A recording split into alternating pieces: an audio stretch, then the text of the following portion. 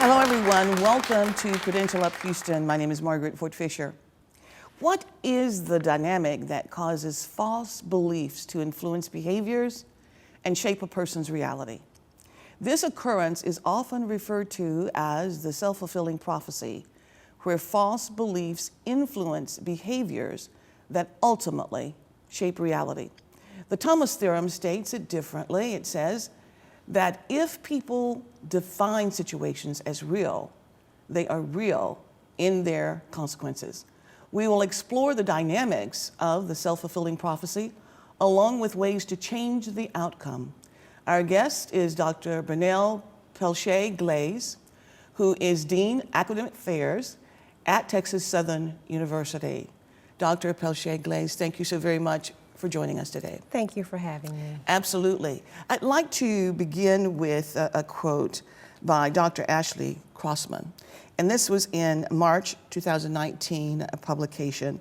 And the quote is, "Today, the idea of a self-fulfilling prophecy is commonly used by sociologists as an analytic lens through which to study student performance, deviant or criminal behavior, and the impact of racial stereotypes on targeted groups." What are your thoughts about that?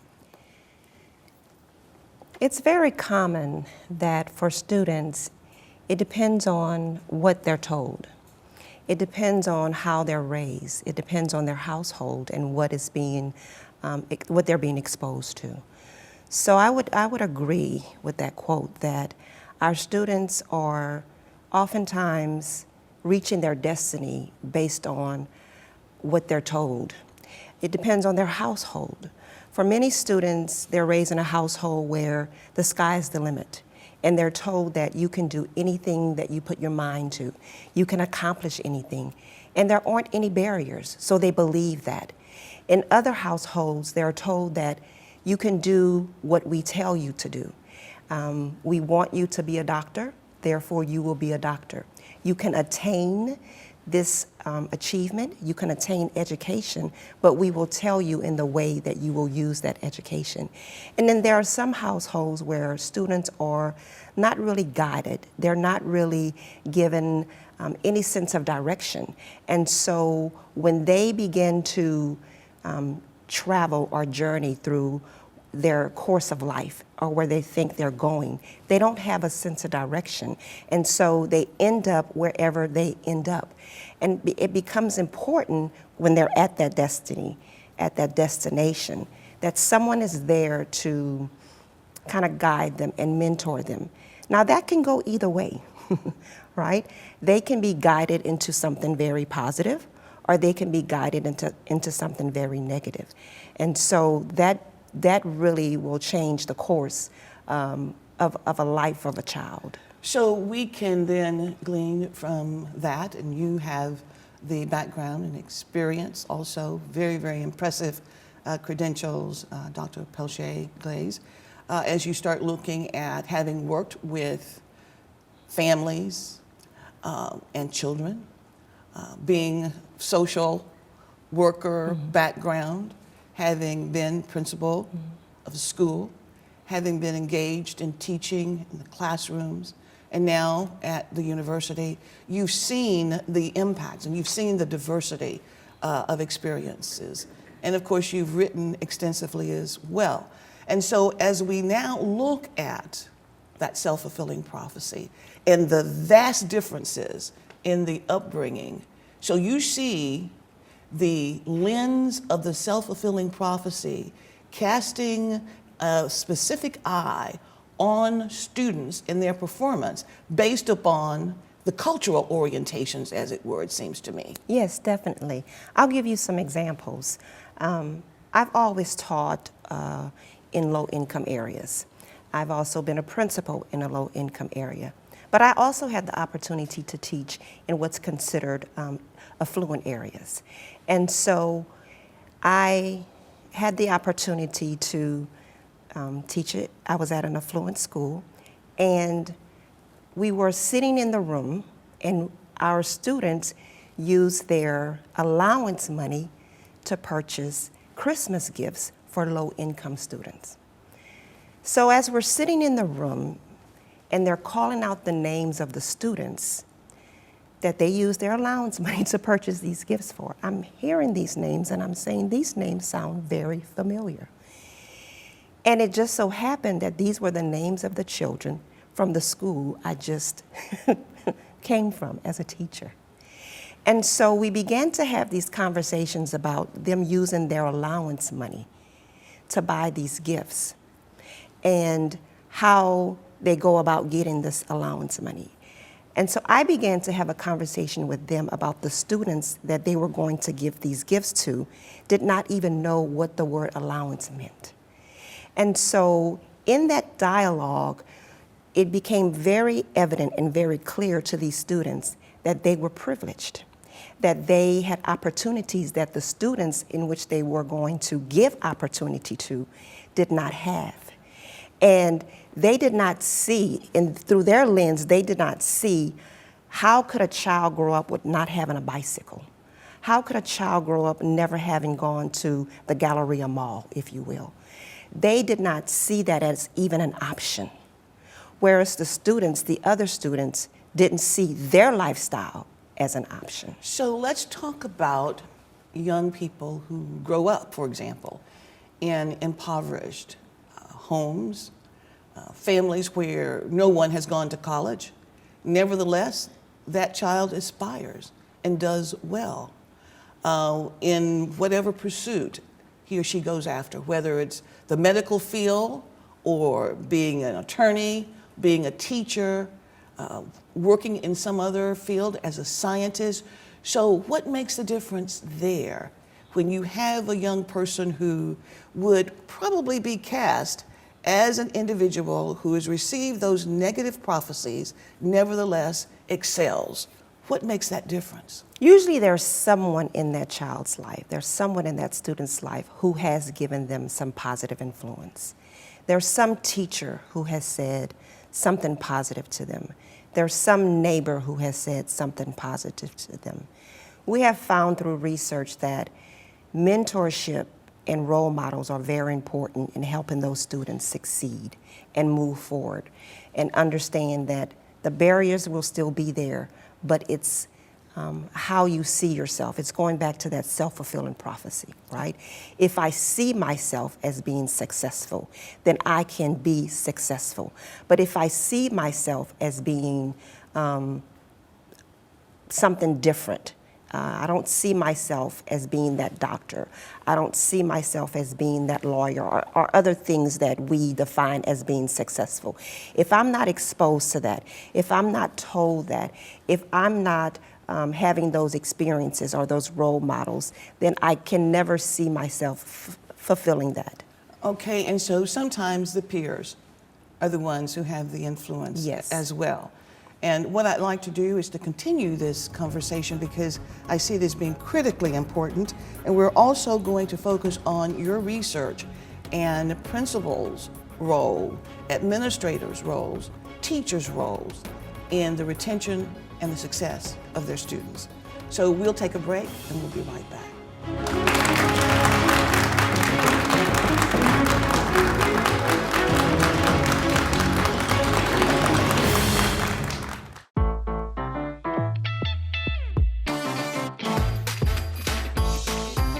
HCC. So many degrees, so little tuition. Register today at hccs.edu/now.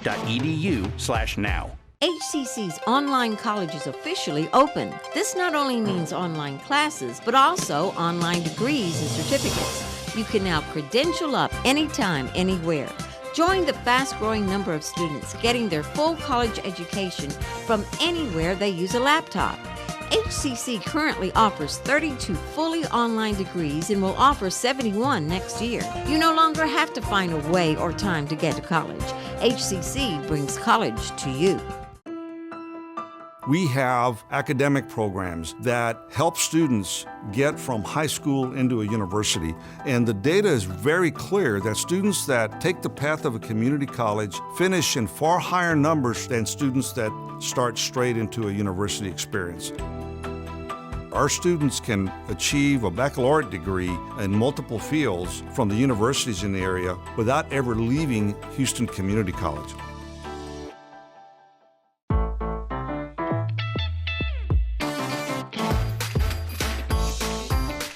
HCC. So many careers, so little tuition. Register today at hccs.edu/now.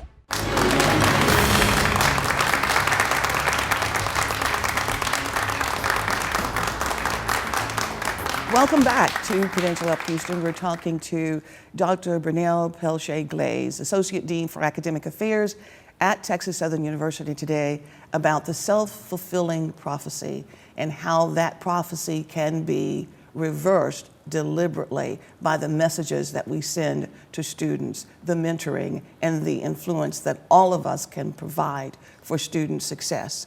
You know, Dr. Peltier-Glaze, I used to teach high school quite a number of years ago, and I taught high school English, and in that segment of the semester, we focused on poetry, and there was this one poem that was shared, and it was entitled "The Slum Is Me."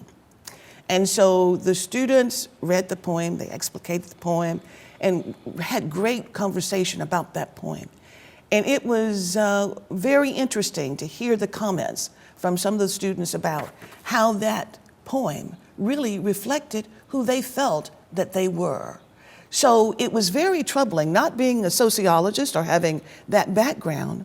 To me, it reflected that they had not gotten the nurturing. They felt as though they were in an environment that probably wasn't nurturing and supportive. The household income was very limited.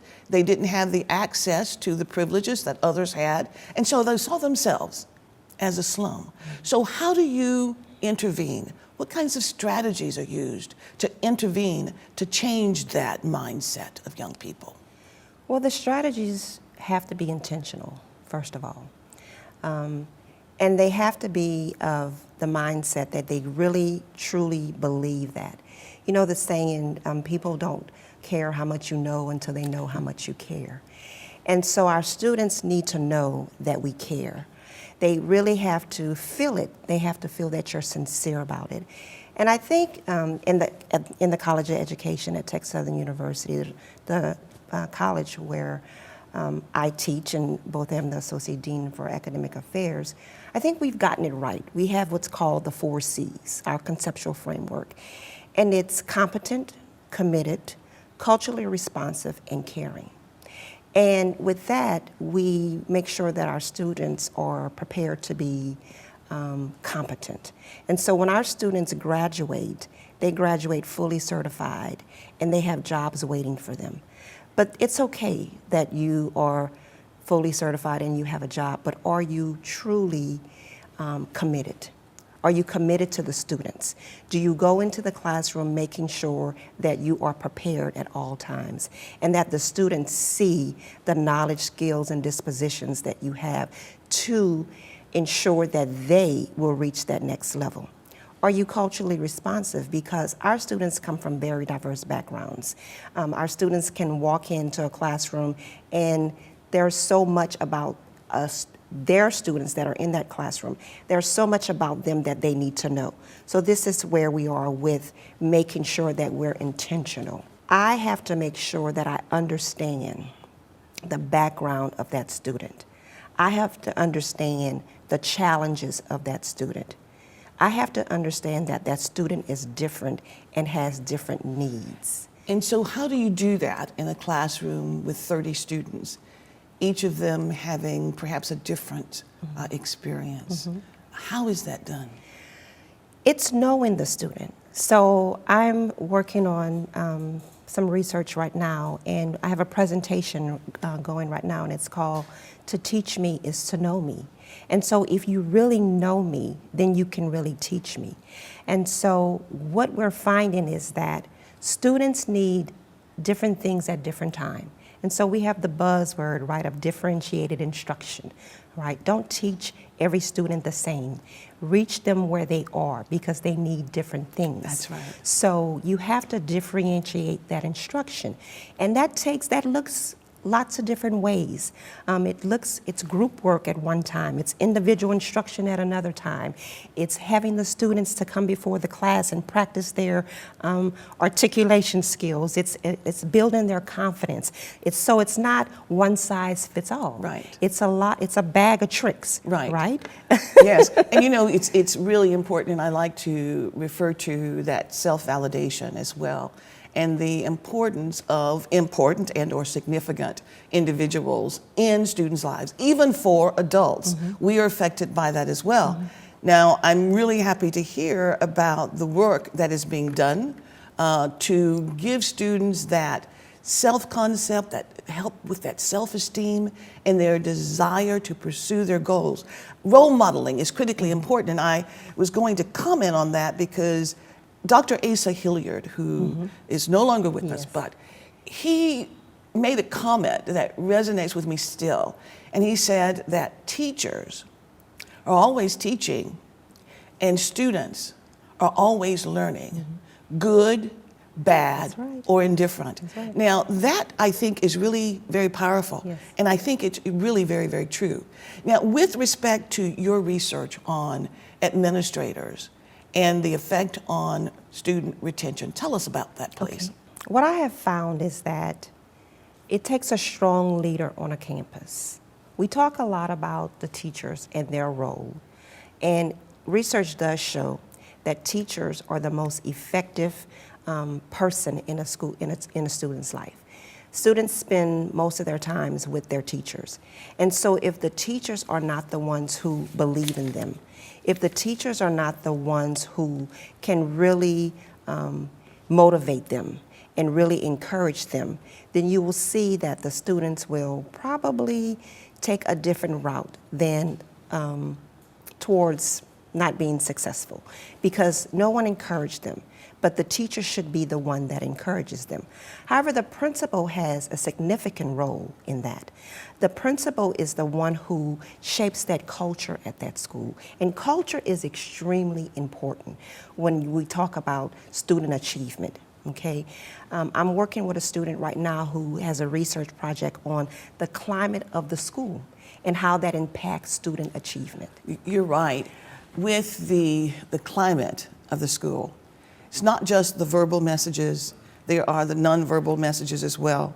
And in our conversation earlier, you were telling me about the training of faculty and the positive messages that they will share with students when the students enroll in the classrooms or in those classes. So tell us briefly about that, please. Yeah, so one of the things I said to you earlier was I said we told the instructors, when you walk into the classroom and you see these students who are not quite confident, they're not really sure, they're not sure why they're there, but they know they need to be there. So walk into the room and say, welcome to potential.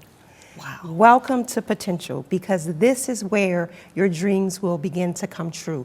This is where you work and work hard towards achieving those dreams. Those are the types of messages that our students need to hear. They need to hear that you can accomplish any and everything that you want to accomplish with hard work. Now that's important. Our students need to understand that it's going to take hard work, but it's not that they can't do it. They can do it. Oftentimes our students don't see themselves in certain ways because of what they're told. And that's so true. And with the faculty members getting the training as well, it has an effect upon them, because in addition to faculty-student, it is peer-to-peer as well in how you interact. So this is great. We're going to continue our conversation, so we invite you to please stay with us. We'll be right back.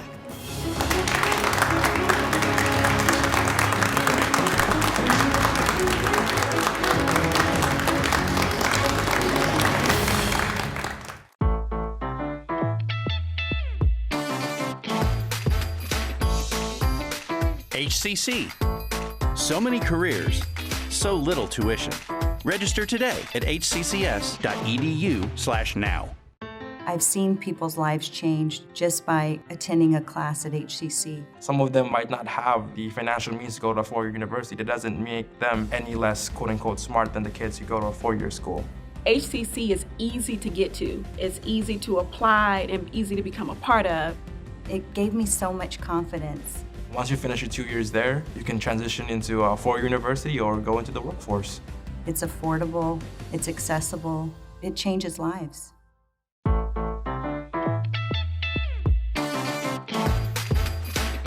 HCC. So many classes, so little tuition. Register today at hccs.edu/now.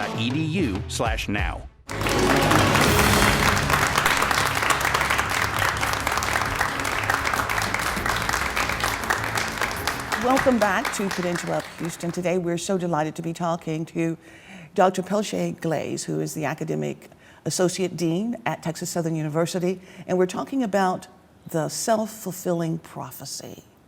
And I think the information that you shared with us was vitally important, and that's why I would like to recapture some of those points for our guests who may just be tuning in to view the program.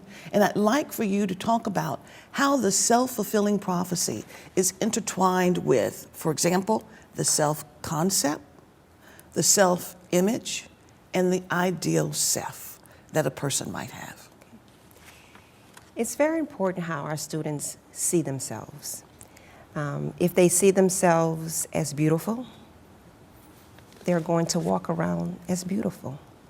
If they see themselves as confident, they're going to walk around as confident. If they see themselves as less than, then that's the image that they're going to portray. And oftentimes I tell students, people will treat you the way they see you.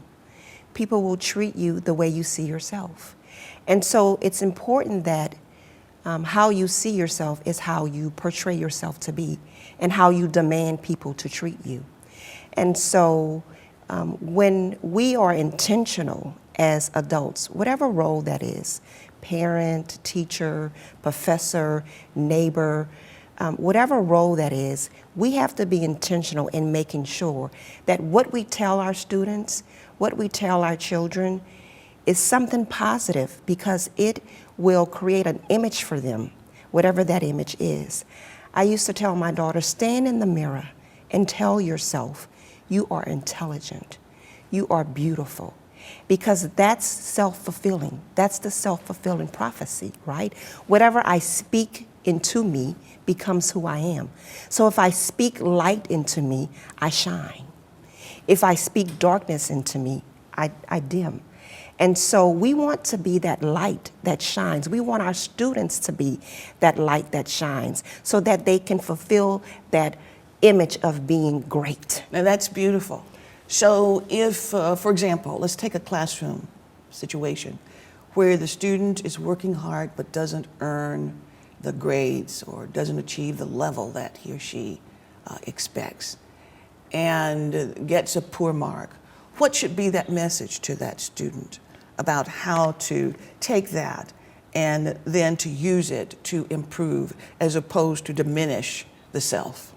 The message should be definitely that failure is not the end of the road. Failure is a part of life. And so as instructors, we have to begin to teach our students that failure is a part of life. Now, how do we look at that failure and change it into success? And so it's important that we teach the students that when you look at how you fail, that's important, how you fail, then you begin to look at how to fix those areas in which you made the errors, if you will, and turn that into success. Because everyone should learn from their failures. Everyone should learn that I may have gone left when I should have gone right. Okay. It's not the end of the world. Right. It's not the end of the world. That's right. And so with that, then, the messaging is going to be very important. If, for example, you have a student who did not do well, should we say, use negative words and phrases to talk with the student, to counsel the student?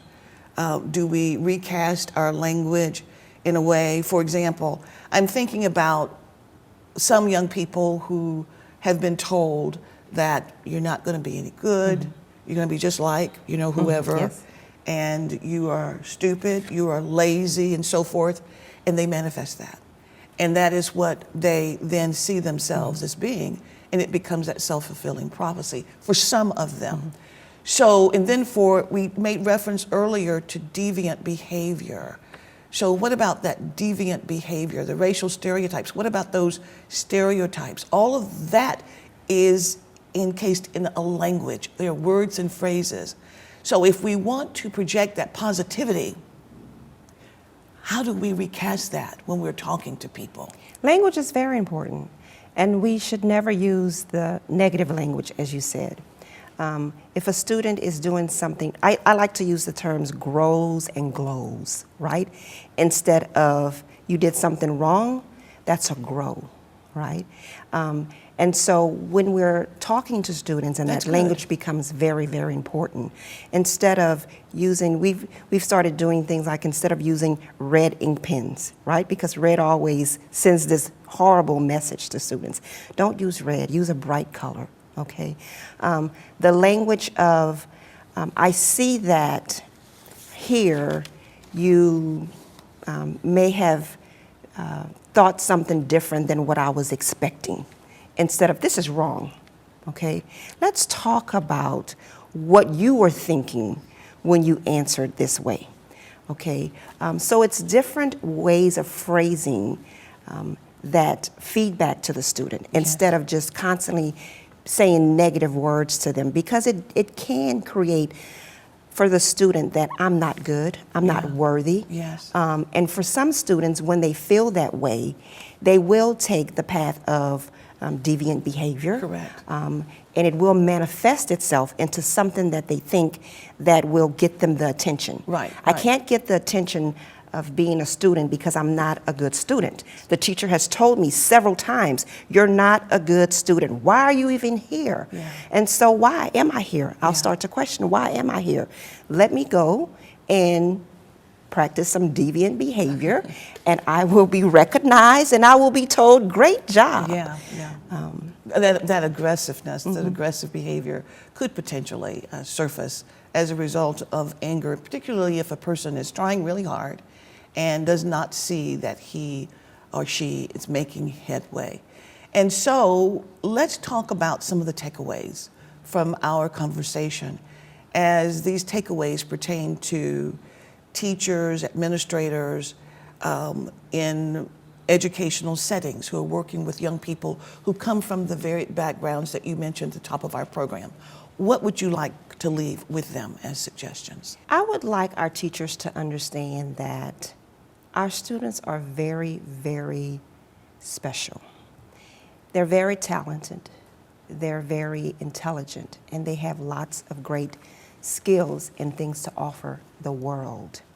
It is our job as educators to really make sure that, once again, we are intentional about what we do with our students. It is important that we understand that we must communicate to them their potential.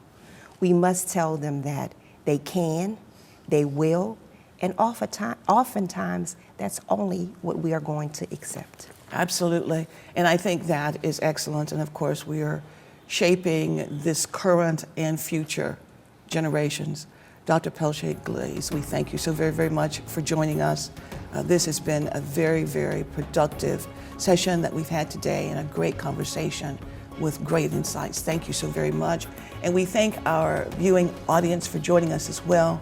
We'd like for you to keep in mind that you can succeed in whatever you put your mind to.